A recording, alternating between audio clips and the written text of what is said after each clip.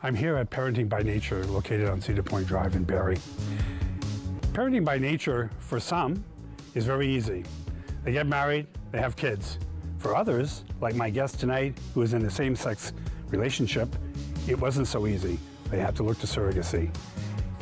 We're going to talk about Morgan and his husband Chris and their two lovely twin daughters, Olivia and Grace, and we'll hear all about their challenges, all that they went through, and we have lots of pictures to show you of the cute little girls. Stay tuned.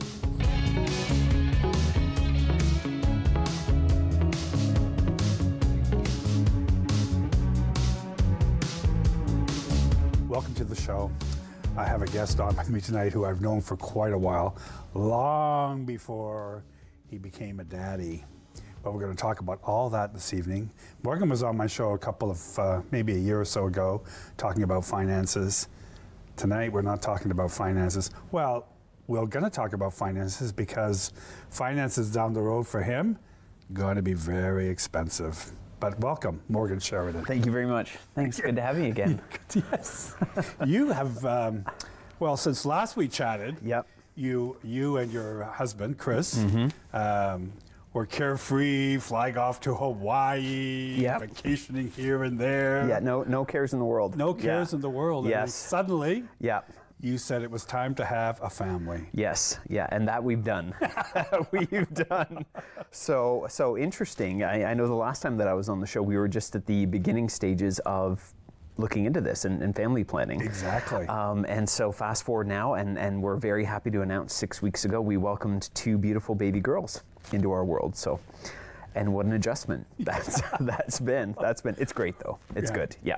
Yeah, but it's an adjustment not only because I when you were initially planning it, you didn't know, like, one usually, right? You plan for one child. Yes, yeah. And we ended up with two. We ended up with two. You could have ended up with more. Or maybe, yeah. And that was the thing. We didn't actually really plan to have two. I mean, it's fabulous that it worked, but we put in, we used two embryos, and miraculously both of them took, which was fantastic, but not planned. And so it's been quite an adjustment to have two little babies at home. Two little baby girls. Two little baby girls, but they're great. They're great. They were a little bit early, but they're good. Yeah. So when you say two embryos, so the mother, the woman that was used, not her egg at all then. Right. So we learned a lot, I would say, when it comes to... well, there she is there, right? Yeah, there she is. She's very young Jamie. looking. She looks like she's about 18. Yes, no, she's not 18, but she is very, very young. She's young. And what a fabulous person. So which one are you? Say that. Which person am I in here, or which embryo? Yeah, I'm the one with the biggest face and there, and the biggest head that's in there. So this picture was on the day of transfer on February the 9th, which was great. And it's funny because these are two of the embryos. The one on the right, the little blobby one there, we made a joke about that because I thought it was defective, but it's not. They both ended up being great. Yeah, because we have lots of pictures to show this evening. Good. Anyway, yeah. So, go ahead. So both eggs took.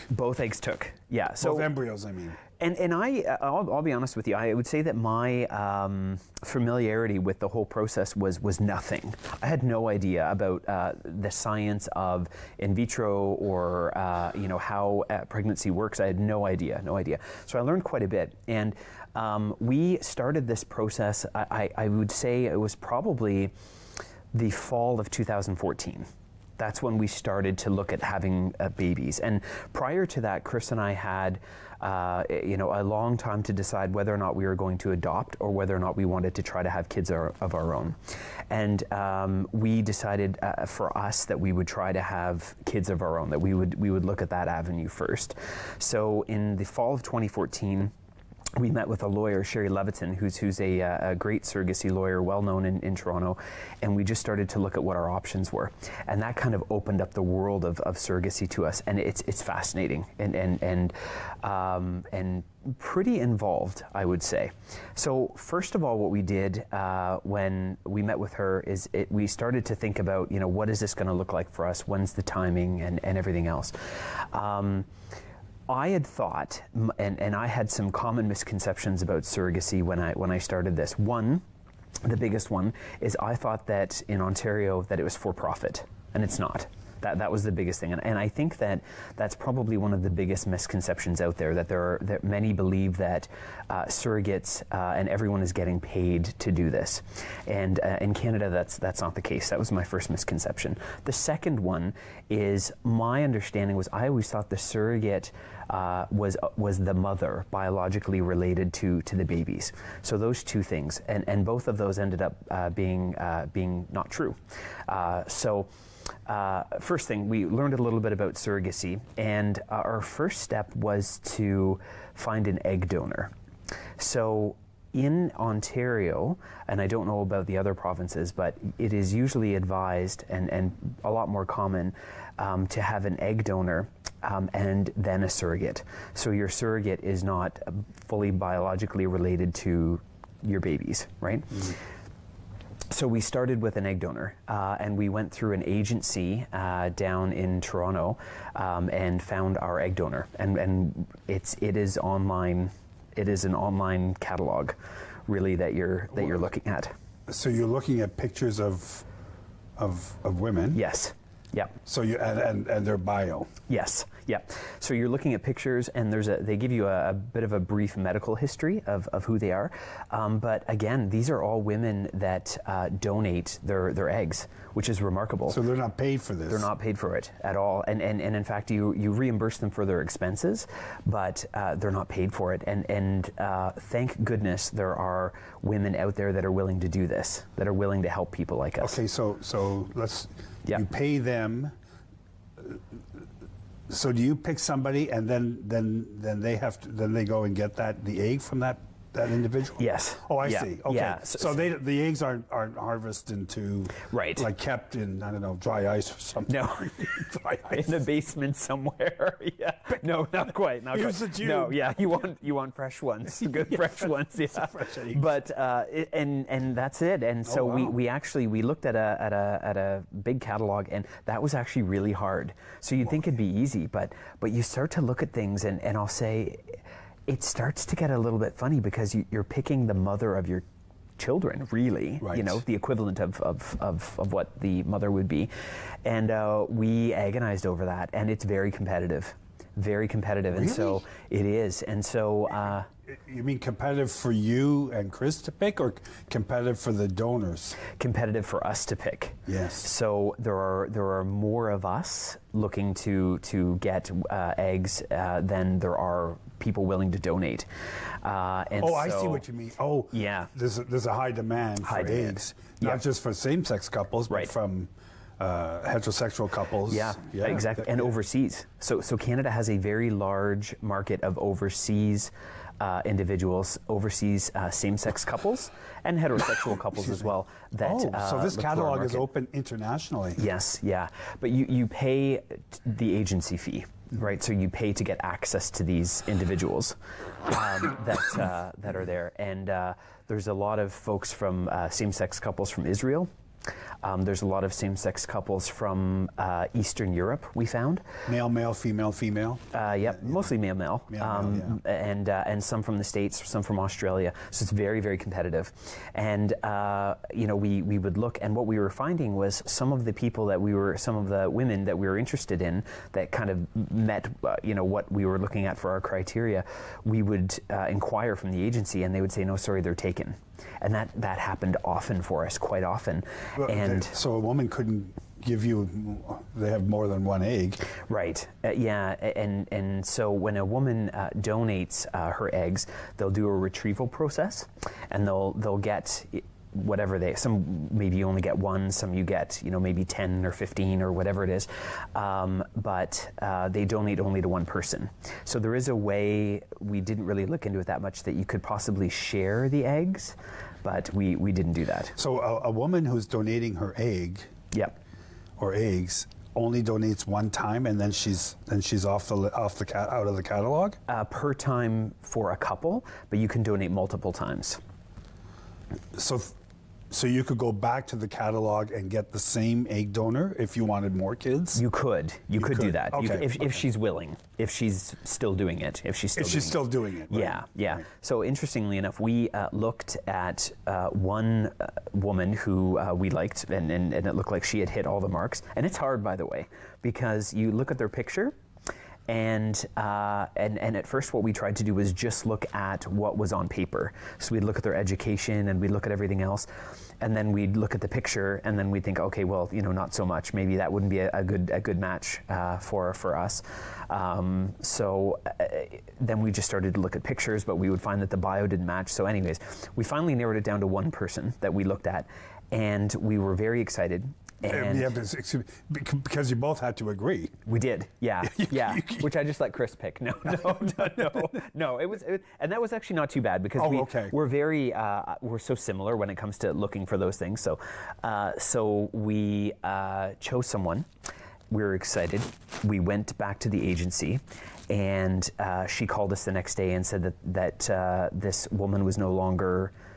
It wasn't the right time for her. She was no longer willing to do it. So she actually withdrew from the agency after she saw our picture and probably didn't want to give us kids. No, I don't know what it was. But it wasn't the right time for her. So we were bummed out. We were, and it had taken us months. I was going to say, it took you months to get to that point. And we thought, oh geez, this is tough. And it was really interesting because the woman that we chose as our egg donor, we had a short list, this continuing short list of people. And there was this one individual who we kept noticing time and time again. And we looked at her, 6 or 7 months before. And, she was on our short list and we were interested in her. And then she donated to someone, so she was taken off. And when we got that news, the lady at the agency said, have you considered donor 7216 or whatever it was, and we looked, and she was constantly on our short list, and we said, well, yes. And she said, just so that you know, she's a wonderful person, and she actually just called the other day wondering why no one is actually choosing her. Her, yeah, and so we started to look back, and she was on our short list countless times, and she was a very nice person. She's anonymous. We don't know who she is, but we've seen a picture of her, and we chose her. So with the picture doesn't come a name. No, it's the name is anonymous. The education. That's right. Height, medical history to a point. How much medical history do they give you? We'll know their medical history. So if theirs and their parents? and their parents and their grandparents. So it goes back 3 generations. Which, you know what? I'll tell you something. That is hard too, because when we were looking at egg donors, because you see everything, you're very critical. And we started to look and think, well, her great-grandfather died of cancer. Well, we can't use her because but if you meet someone normally, it's you don't care about that stuff. But because I think you're right. When you meet somebody that you want to marry or have children with, right, you don't normally say, I want your detailed medical history. Yes, before our second date. Right. Yeah. Please fill out this application, right? Yeah. Yeah, we never think of that. You don't. You don't. Exactly. And so, heart disease and a variety of other things, and diabetes. I mean, we looked at all that. So then we started to ease up on that, and we thought some of these are lifestyle. And if we are that choosy, then we'll never get anyone. But we chose her. And so we know very little about her. We know that she's blonde and blue-eyed. She's very pretty, and I believe she has a career in the health field. But that's all. That's all we know about her. And so we know she's educated. Do you have an age? That's important. She was 29, I think. She was 29, yeah. And so chose her, and then it all started to happen very fast at that point. Was she married, single? Do you know that too? I believe she's married, and she has 2 kids of her own. So technically, there are. Just on the point of medical history. Yep. I'm adopted. Yep. When my kids started having kids. So part of when the babies were born, my grandsons were born, my daughters were asked, what's the family history? Yeah. On my side of the family, there is no history. There's me. Right. But this stops there. So is there a history? When they want to know history, they just don't want to know me as the dad. They want to know my parents and their parents. Right. So but that's after the fact. Yeah, and we actually, it's a very good point, and we put an egg donation contract in place with our lawyer, and we do have the ability to inquire if on a medical basis to her. So we have to go through the agency. So for example, if there did come back that there was some sort of rare genetic disorder or some sort of heredity problem that wasn't on our side, then we could request some more medical information. She was open to that. But we never met her. But we could get that information from her if needed. So but all the financial piece is all done through the agency. Yes. So that's never a problem to discuss that with. But did you ever? You don't talk to this individual except through the agency. That's right. Okay. Yep. So we go back and forth as an intermediary with them, and once we found our egg donor, it happened very, very quickly. But one thing that we were advised to do is before you go and find a surrogate, because there's two parts, right? Egg donation and egg donor first, and then surrogate. And we were advised, get the process as far as you possibly can with the embryos and the egg donors, because finding a surrogate is hard. And what I mean by that is, if we were to reach out and try to look for a surrogate, which I'll get into in a second, but we're still just at the beginning of the egg donations phase. Well, that could take a year. So some surrogates might not be wanting to wait that long. If they're willing to do this, they've got a time frame in mind. So we decided to get egg donation and embryos first, and then look for a surrogate second. So when we first went to do the embryos, get the egg donation, we said yes. Let's go ahead and do this. And then our egg donor started to take some medication, and that's just to increase that part. I don't really know, but the production of eggs, and fertility, and all that stuff. Yeah. And then she went to the clinic, and she harvested 19 eggs, which is a fair bit. And in my naivety, she was from Ontario.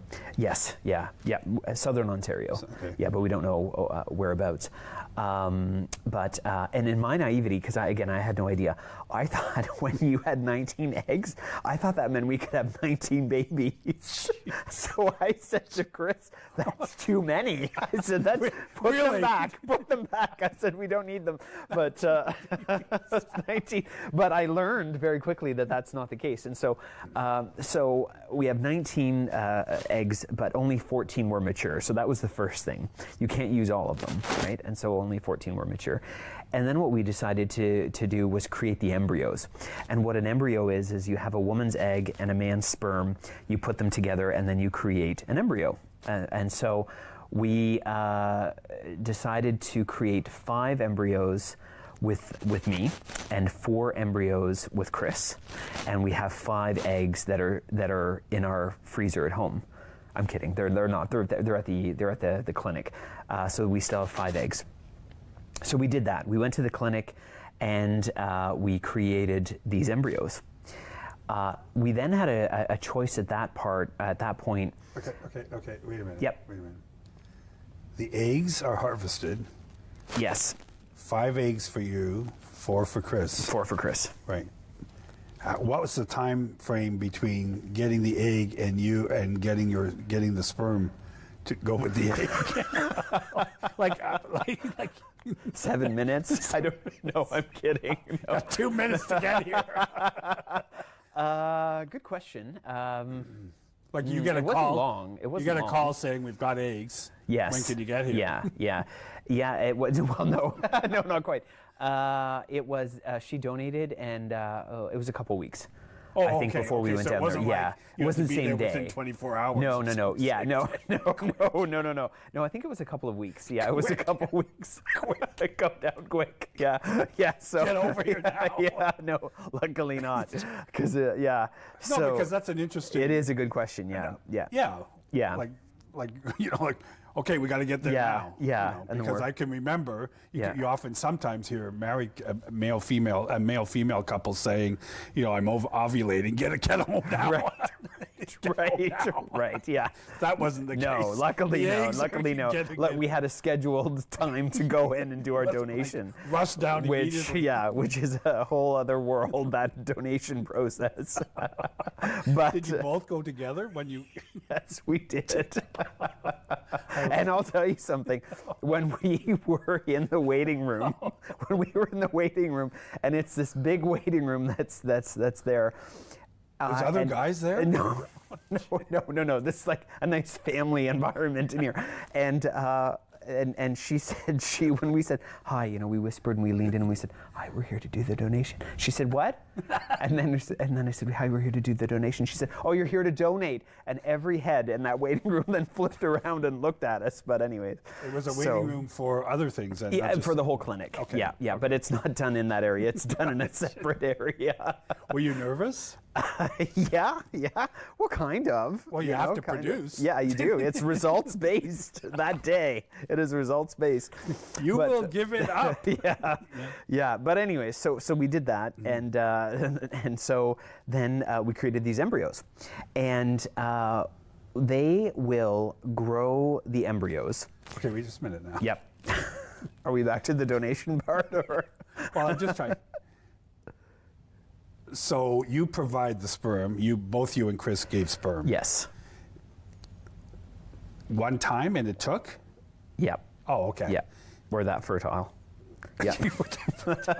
Yeah. Congratulations. Yeah. Well, because I'm just wondering. Yeah. Is it just a given that you provide the sperm? Yeah. They connect it with the egg, and it happens? It's very methodical, and so it would usually always take, just because, for example, if there was 1 million sperm, they would look on their little thing and they would take one that is a very good viable one, and they insert it energetic. An energetic one. Pick me. That's right. And they will put it right into the egg. So it'll usually always take, in that regard. So they're pretty confident. Yeah. So we created those embryos, and fascinating at that part with embryos, they will grow an embryo to 5 days old. So it is the equivalent of if you were conceived normally, the embryo is grown to 5 days old, and then they freeze it.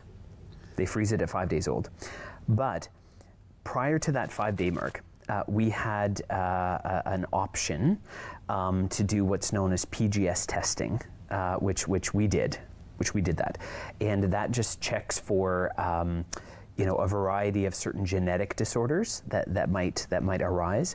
And we decided to do that just because, when we're looking at this process, one, if there is, a genetic disorder, we want to try and eliminate that, but also it increases the viability of your embryos. Mm-hmm. And so if you hear a lot about folks who will go through in vitro, and often it doesn't take, and that's just because if it's not a viable embryo, I think women's bodies have a very, very good way of detecting if something is wrong, and it just won't take. And so we decided to increase our chances, and I'm glad we did. I'm really glad we did. But we actually ended up, which was surprising, I started with 5, Chris started with 4. At the end of all of this, PGS testing, and not all the embryos took. Some of them didn't take. We each ended up with 2 after all of that. So Chris ended up with 2 good embryos, and then I ended up with 2 really good embryos. Wow. After all of that. And then we froze them at that point. And then at that part, then we started to look for a surrogate, which was a whole other thing. Okay. Yeah. Just before we go on to the surrogate piece. So when you donate the sperm, and do they do that process like that day?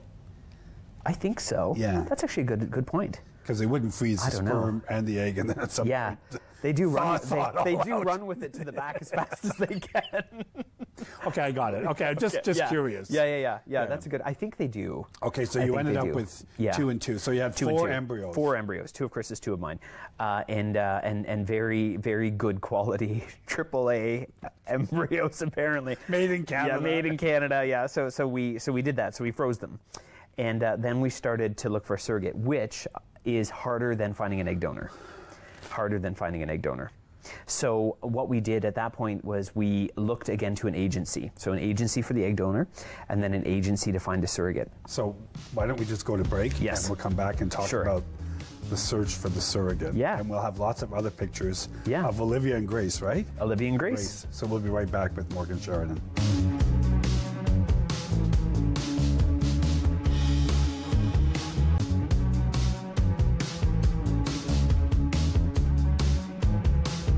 With Morgan Sheridan, and we've been talking about some of the process. It's just little rooms where you have to go in and masturbate into a little cup, and you press a red button. Old Hustler magazines and DVDs. This is 2018. I thought that. Yeah. That was an interesting process. Yeah. Two gay guys with a Hustler magazine. That'll work. Right. Yeah. So that was challenging, but yeah. Anyway. But anyways, on that note, yeah. Playgirl would have been better. At least. Anyway, you press the red button. Yeah, and then they come and take it away, and then they create your embryos. And then the surrogate. Yeah, so the surrogate part. So, so after we created the embryos in that process, then we looked for surrogate. And again, we went through an agency, and it is online. It is like an online dating. So there are more of us than surrogates. Way more people looking to find a surrogate. So that was another process. So a couple common misconceptions about surrogates, and I was very guilty of this too. Again, and I had said I thought that surrogates were paid, and I thought that's how it is. Not in Canada, and so you can't pay for a surrogate to carry your babies. You can't do it. Now in the U.S., there are certain states with laws like ours in Ontario, but there are certain states that there is surrogacy for profit. And I think California is one of those where you can actually go and pay for a woman to carry your children. Very cut and dry. It's the highest bidder kind of thing. Whatever the price is that they can come in. You can, okay. Not here. So it's all just a reimbursement of expenses. So the women who are doing this, just incredible because it's altruistic.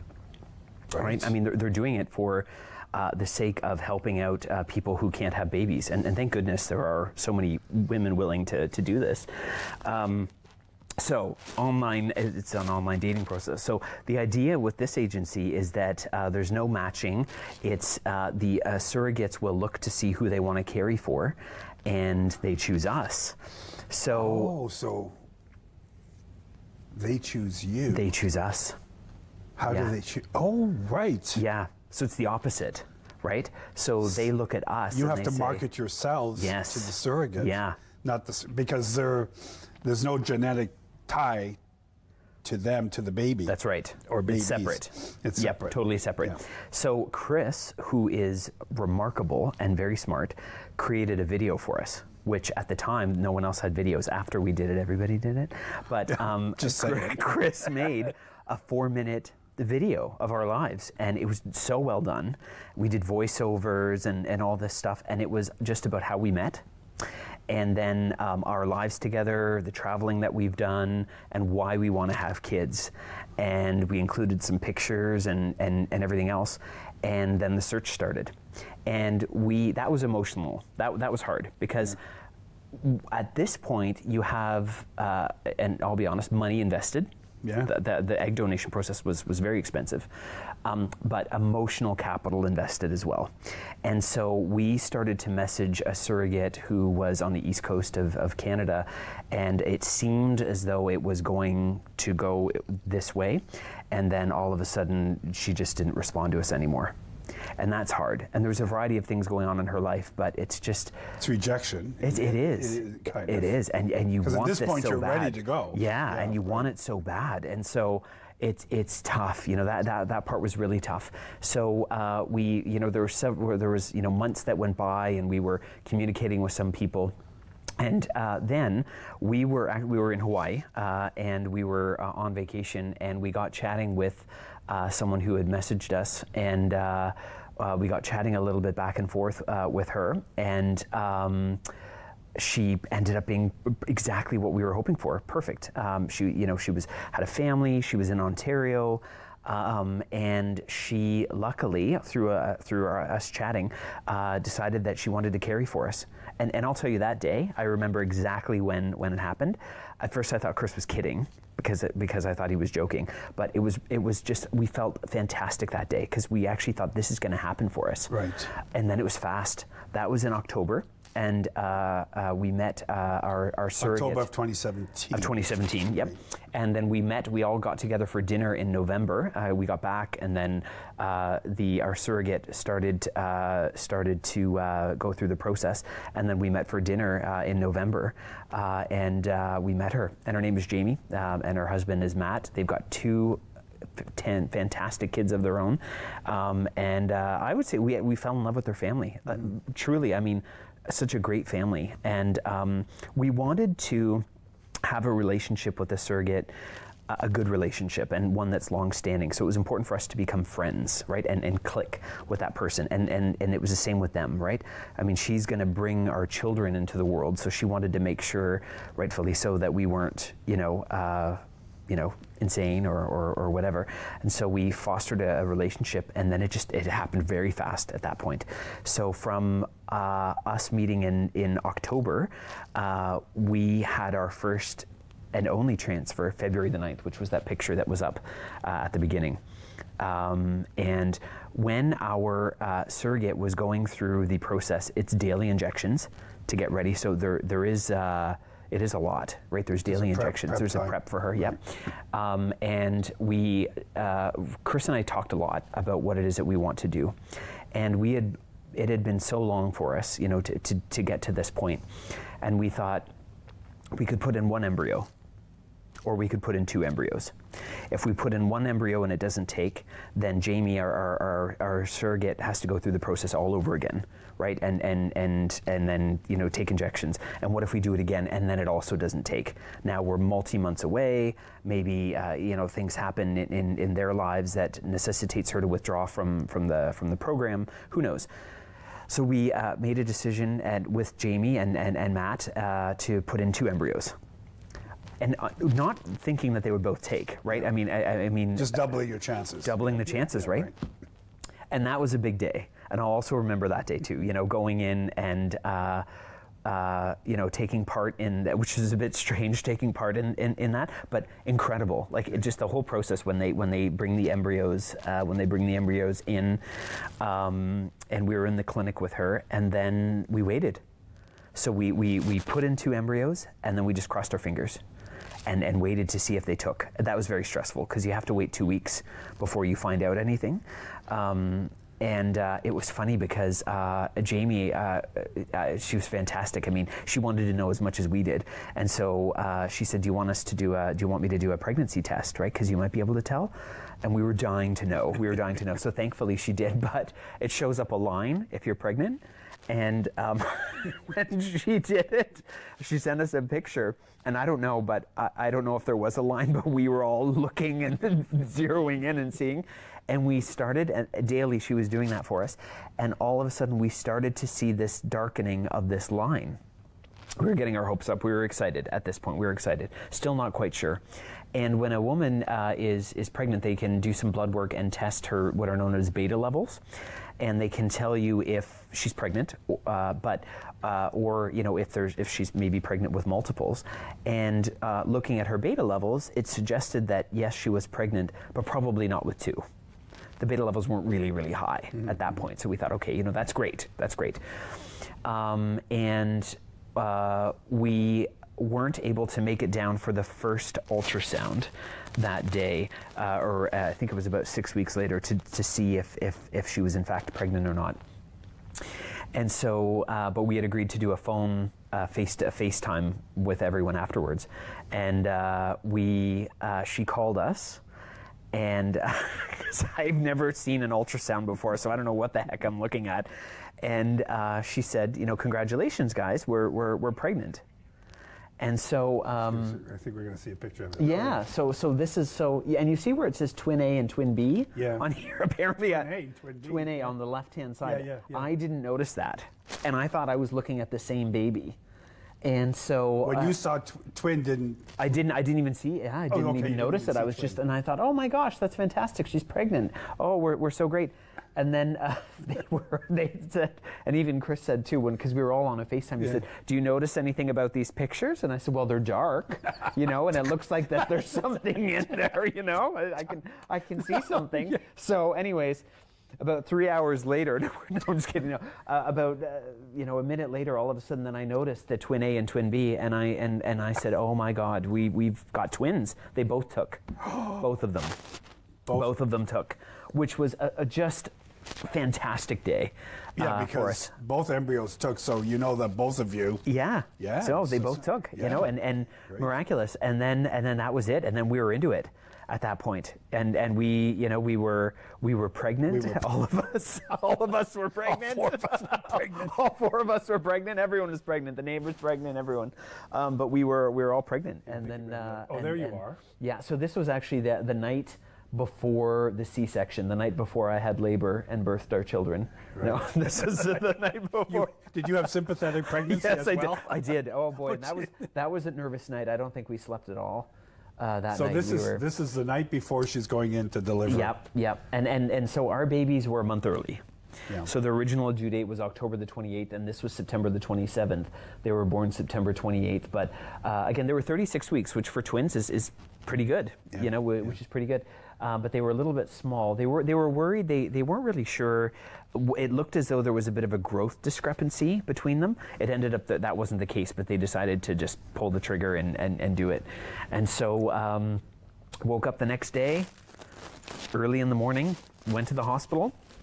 And that was it. And you knew. Yeah. And wow. By the end of the day, we were dads. And I will say too. There we are. There. So that was I think the first day that we had them. Our tiny little girls. They were born at 4 pounds and 8 ounces. So they had to stay in the hospital for a while. Or? Yeah, but not long. And so this picture here is when we were in the ICU. They were originally in isolettes. Which is like the little incubator things, right. for really 2 days, but they fed really well off the bat. They showed a lot of vigor, and so. Did Jamie stay with the babies? She was in the hospital with us, so she had a C-section. Right. So she was in the hospital for 3 days. Okay, so the babies were fed she didn't breastfeed them. No, so they were fed formula fed. Formula, okay. Yep, at the beginning. Did she get to see them? After they were born? I mean, I see her holding them, but... Yeah, right after, no. And so, because she was a C-section, so they... right after, no. Right. But that was wild. And that image, so they brought us when we were waiting, and there was this clock that was above us in the C-section room that we were waiting for, that it was so loud to me, and I could hear every second ticking by, knowing that Jamie was in there, and it seemed to be taking longer than we thought, and I was pacing, and I kept asking Chris what's going on, and he said, I don't know, stop asking me, and so I was ready to kick the doors down into the room there, but all of a sudden, this nurse came in and said, "Here, come on, guys, come quick into the warming room." And we walked into the warming room, and there was Grace, who was first out, crying her little eyes out on this room, and just mind-boggling and I was just looking at her and thinking, this is our daughter. And then all of a sudden the doors flung open again, and then there's Olivia screaming her face off, and I thought, one, we're in trouble now. Now we're in trouble. The beginning of our sorrows. The beginning. I thought, oh God, we need earplugs. And it was that experience. And you know what? They cleaned them all up, and then bundled them all up, and then we held them. And so cool, cool, and then they took them, and then they moved them into the isolette. So, but we were very involved right from the beginning, and luckily they were very, very healthy, even though they were a bit tiny, and so they fed really well. And within 3 or 4 days, we were out. Did you go down every day to the hospital? We stayed in London because they were born in London. Okay. So you stayed there, yeah, until you could take them home. Yes, yeah, we stayed there. Yeah. Yeah, oh, there you are. Something. That was us leaving. That was us leaving the hospital. Yeah. Oh, and it is so funny because we're 2 dads leaving the hospital, and it was interesting because I think some people wondered where's Where's mom? Where's But mom? this is funny when this picture was taken, because Jamie is, I think actually Matt and Jamie took the picture. They're the ones taking the picture, and there was this elderly gentleman who was there, and he said to Jamie, "Oh, congratulations," and she said, "Thank you very much." And then he was looking at us and wondering who the dad was and why we're taking this woman's children away. But so it's been a bit of a learning curve there. But my aunt actually knitted those 2 blankets there, so we took them home. Yeah. Or sorry, no, not my aunt. Those 2 blankets were Jamie's mom. She's got such a nice family. They both do. I mean, her mom had a friend of hers knit these Afghans for us, and it was just a huge family affair. But when we were in the hospital, her mom came, her dad came. This is Jamie's parents. Her kids were very much involved. I mean, it was miraculous. We couldn't have asked for a better experience. Okay, I think we have a picture of Jamie's family. Yeah, so that's us. That's us, and that's the day that we left. that's Matt, the husband in the red. Yeah, that's Matt, the husband, and then her 2 kids there. 2 kids, and she's holding the 2 little ones there. The 2 little ones. Yeah, yeah, and what a great So that's family. interesting, because it wasn't just her having the C-section and delivering the babies and disappearing. No, yeah. It kept. I mean, the relationship built, obviously. Yeah. To the point where she was. That's at their home, or your That's home? at her home. Yeah, that's at their home. Yeah. When you said Grace came out, did you decide the first baby would be Grace? Because you said Grace. Kind of. Yeah, we kind of had an idea about which one we wanted to be which, and I don't know where Before that they actually were came born. from. Yeah. So you knew number 1 would be Grace, Yeah. the oldest. Yeah. I mean the oldest, but I mean the first one out. And we like that, because we tried to pick names that were, timeless. And so, Eugenia and Priscilla were our first choices for names. I'm kidding. Those aren't our first choices. But we decided on Grace and Olivia just because they're timeless. They're popular now, which is okay. I mean, we wanted to think of unique names, but we loved those names, those 2. Yeah.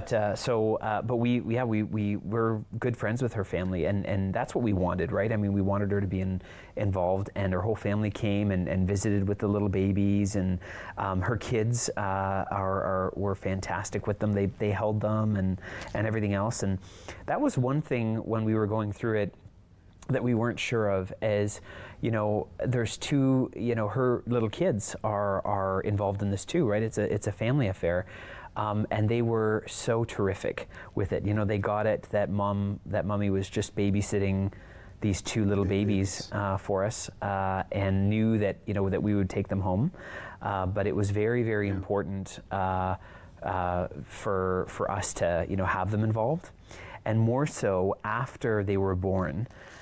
We had the whole family up to our house for a night, and that was important for us so that the kids could see them, the babies, again. In their own environment. Which was really, really important. Morgan, when you're saying involved, how involved were you and Chris prepared to go? Like long-term involvement, like through the years, or involvement for the first couple of months and then? No, I to be honest with you, I think that we'll be paired with her family forever. Sort of like an extended family, really. Yeah. I mean, and I think that is very, very important for us, and something I think that we are very conscious of is we don't want our girls to we don't want to hide the fact of our journey to our girls. Right. And when they're old enough to understand, we want them to know that we had a surrogate, that we had an egg donor. This is what happened. We're not going to hide anything. I mean, they're going to know that I didn't birth them, even though I'm going to tell them that. I'm kidding. So we want them to know, the whole process, and we want them to know that Jamie, carried for us and her family, and that's very important. We're very upfront with that. I think you raise a good point, because being adopted, that information I don't have, right? Right. So I think it's important for them to have that root, be able to. I mean, they know that you and Chris are the dads biologically. Yeah. But where's the mother in all of this? For them to know the mother exists, and who she is and where she is, and although it's not mommy, right? Yep. So not biologically. Like what would they call her? Do they call her Jamie? Do they call her Yeah, or Auntie Jamie. Want to be mommy. You could have been my mother. And Auntie Jamie, maybe. Auntie Jamie, maybe, or something like that. And Uncle Matt, yeah. But I commend you because I think for adoption, I know my parents, not to bring it back to me, but of course it should be about me. Yeah, this is your show. This is your show. No, but the adoption story was you keep telling your babies that they're adopted, and eventually they just know. There wasn't one sit-down moment where you say, oh, by the way, sure. At 15, we've decided to tell you that I'm not really a real mother. So I think that's good to keep that focus, right? So that it's normalized at a very young age, so they just grow up knowing it, right? Yeah, which is amazing. And thankfully, there are a lot of books out now. Right. What's that? 3 or 2 to Tango, or anyways, it's a book about gay penguins. And how they sit on a little rock, and then the rock doesn't bear fruit, and so and then eventually the zookeeper at the New York Zoo takes an egg from another penguin and puts it under, and these 2 little penguins raise this baby. It's based on a true story, but there's a lot of books actually that we've been finding. So I think to read them these books, it normalizes the whole process. Right. Yeah, for them. Yeah, but it's such a long journey. And I will. I think we're going to be coming up with another picture. Oh. Yeah, this is them. Yeah, this is. So which one is Grace? So Grace is the one that's on the left, and Olivia is the one that's on the right. And Olivia always has a little worried look on her face, probably because we're her dads. She's got a right to worry. But this is our 2 little girls. Hey Grace, I think this is a problem. Yeah, this is bad. This is very bad. Not good. Yeah, this is not good. This was at Halloween. Oh, I love it. This is at Halloween, and you know what? Chris made these costumes. And they hated them. They hated these costumes. And this is a moment of calm, but they were bawling their little eyes out. They didn't like their little pumpkin bottoms on there, and I don't know why. But we dressed them up and we took them around to the neighbors. And the other thing that I'll say that is remarkable is how fantastic everyone has been. Yeah. At our work and our neighborhood and everywhere else. I mean, it's just been overwhelmingly positive for us. Our families, I mean, everyone has just been great. Well, I have 2 daughters. Yeah. So I can just say right now. Yeah. Their outfits, and they're crying about them. Yeah. It doesn't stop. It doesn't with stop. The pumpkin. But I would cry too if my dad dressed me in that pumpkin outfit. Pumpkin outfit. I'd be wailing I know. too. Well, we had our own pumpkin costumes that Chris and I'm kidding. No, I'm kidding. Yeah. So we were Pumpkin Patch family. Then the police were called when I went out in my pumpkin patch bottom. No, but yeah. Okay. Yeah. On a more serious note. Yeah. The whole process and everything. Now you're 2 guys. 2 guys. And now I remember you telling me before the show that there were a lot of issues in forms because it was never. It was husband and wife, not husband or wife. Yep. And leaving the hospital, you alluded to somebody saying, like, where's the mother? Yeah, well, that was that elderly gentleman, and that was our first taste. So what's our answer for that? So obviously, from my understanding, all this journey, you're obviously prepared for some kickback going. Yep. 2 gay guys with 2 girls? Yeah. Chris has a good answer for that, What's his answer? If people will say to him, and I think he's had it, where's mom? Yeah. His responses were a 2-dad family, and then that's what it is. And most people, it takes them a second to kind of realize that. Yeah. But it's good; it's becoming a little bit more common. But there's a few things, for example, as simple as applying for online on Service Ontario, applying for you can do like a 4-in-1, so their social insurance number, their birth registration, their OHIP card. On the online process, which is the easiest, it asks for mom's information, and some of it you can put in if you have a surrogate, but then it asks for dad's information, but then some of it asks specifically mom's information. And so we actually couldn't complete it online. We had to go and get paper forms because it didn't work for us. It didn't allow you to do it online. Well, we weren't really sure when it was referring to the mom. Whose name are we putting in, right? And it was regards because Morgan and Chrissy could be a girl. Yeah, it could be. Morgan could be. I mean, your first names are not really a clue as to the gender of the. And when they were asking specifically for mom's information, it was what is it relating to? Is it just for the birth registration, or is it you know, where is that going to show up? And we didn't want to make a mistake on it, right? And so we had to do a lot of that. So there has been a few things that we've kind of encountered, you know, but otherwise everyone's been great. And so, you know, our family doctor, I think that we are the first, you know, gay dads with twins that he's had, which is probably, of course, you know, I don't think it's super common, but everyone's been fantastic. Yeah, everyone's been good. It's a lot of work. It's an adjustment for us. It's when in hindsight, I'm not sure what the adoption process is. Yeah, but the appreciation that you now have for your daughters. Yeah, and what you went through. Yeah, agonized over, and I mean, it's like it wasn't just like let's have a baby, go to an adoption agency, and or fly to China for and 6 grab months one and pick one up and come back. Yeah. I mean, you went through a lot of yes. prep time, a lot of methodical thinking about this, so that it becomes totally prepared. By the time it was all said, so 2014. Like 4 years? 4 years. It was interesting because if I look back, we first sat down and very seriously started the process with a lawyer in October of 2014, and it was September of 2018 that they were born. So it was almost 4 years, 4 full years to put it all together. Wow. But we were committed, and we knew at the very beginning that it was going to be work, and we knew that there was going to be a lot of time involved. And it is remarkable. You weren't going into this thinking it was going to be a year. Yeah, we knew. You knew there was going to be some time commitment involved, right? But I will say, when I get home from work and I look at them, it is remarkable and miraculous that we have them.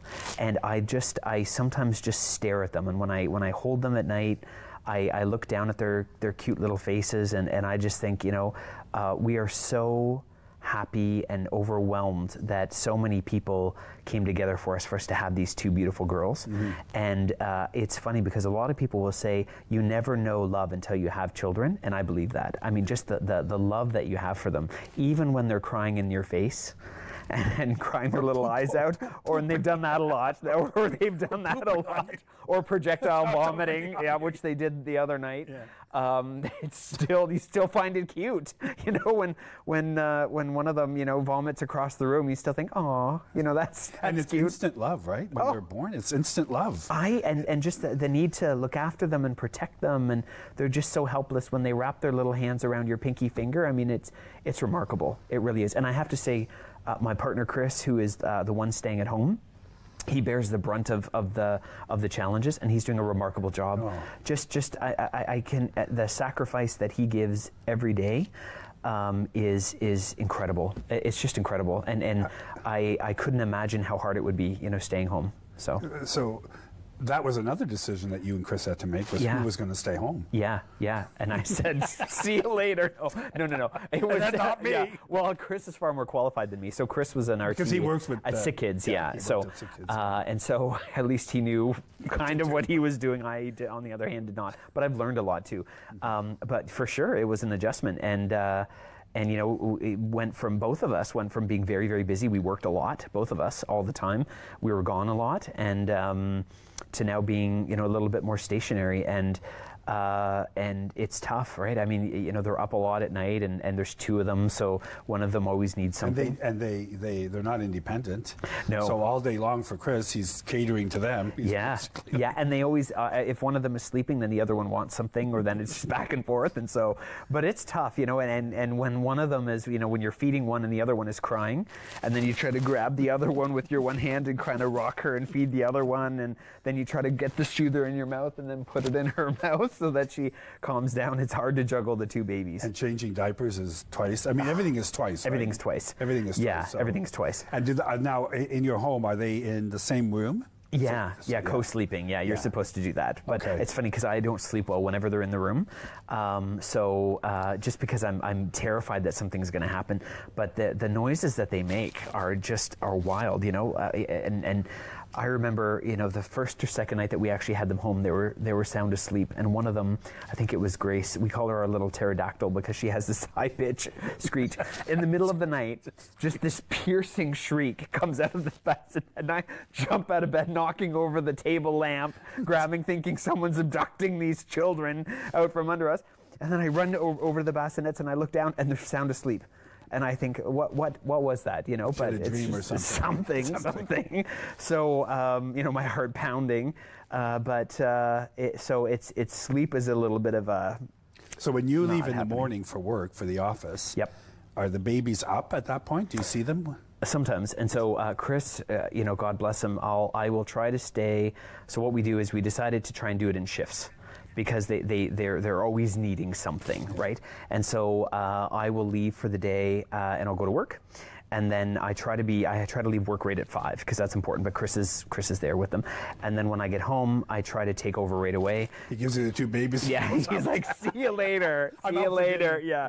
So no, but and then I'll try to take over, and then Chris tries to sleep in from the evening until around midnight or so, and then he'll come down and then take over, and then he's up. Sometimes he'll grab a couple of hours of sleep, and then I'll sleep, and then wake up in the morning and then go to work. Right. So there's one of us is up 24 hours, so there's always one of us awake constantly. So it's a lot of work.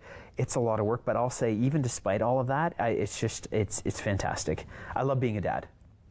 That's what I wanted to hear to wrap up the show. You love being a dad, and, yeah. And congratulations again. And thank you for being so open about it. Thank you. And for the pictures. And yep. We'll look forward to maybe down the road we might actually bring them on. Yeah, on that would be set, good. That would be very, very good. And we can say how proud you are. So good for you, and congratulations. And great. Thank you for staying. Thank you for staying honed in on this show tonight. I thought you were going to say thank you for staying hot. Anyway, thank you for staying tuned with Gerry. Thanks, Gerry. Yeah.